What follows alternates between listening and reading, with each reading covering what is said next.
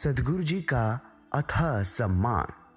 एक बार गरीब नवाज शाह मस्ताना जी सत्संग करने के लिए मलोट पंजाब पधारे। वहां आश्रम में भवनों के निर्माण की सेवा चल रही थी। परम पिताजी भी अपनी ट्रैक्टर ट्रॉली लेकर मलोट पधारे हुए थे।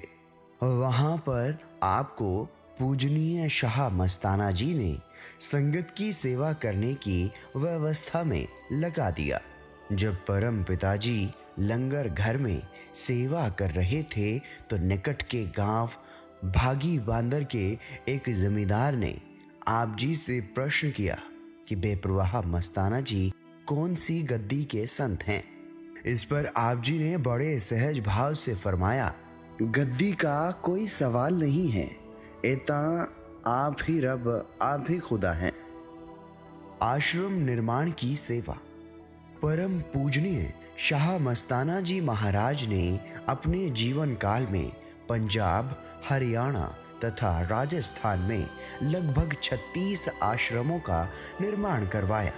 श्री जलालाना साहिब गांव का आश्रम भी शाह मस्ताना जी के हुक्म से ही बना।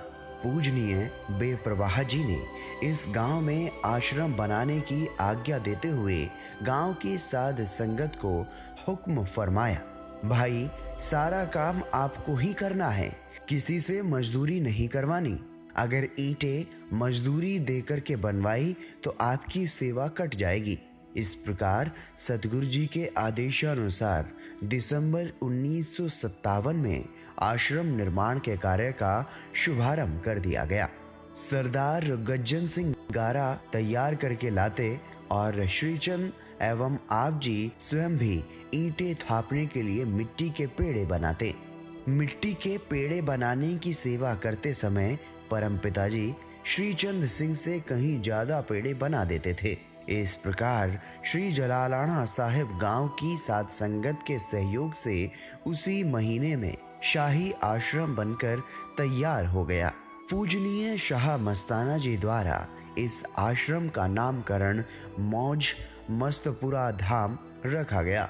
उन्हीं दिनों की बात है कि आप जी को यह ज्ञात हुआ कि पूजनीय शाह मस्ताना जी की आज्ञा से गदराना गांव के आश्रम आनंदपुरा धाम को गिराया जा रहा है। आप जी सरदार हाकम सिंह को अपने साथ लेकर स्वयं गदराना पहुंचे।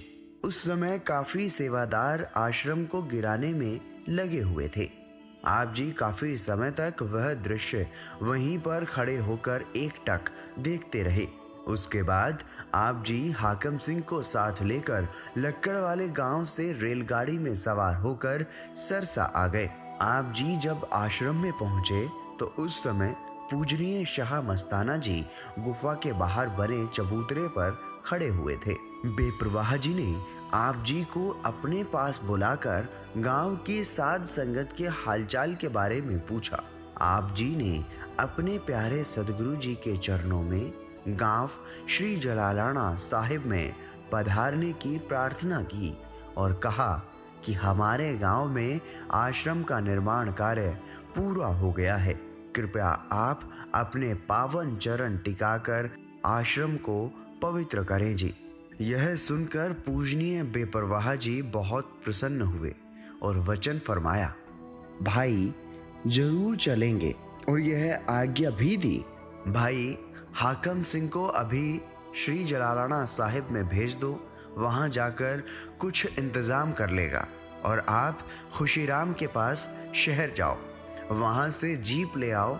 हम शाम को 4 बजे के करीब श्री जलालाना साहिब को चलेंगे।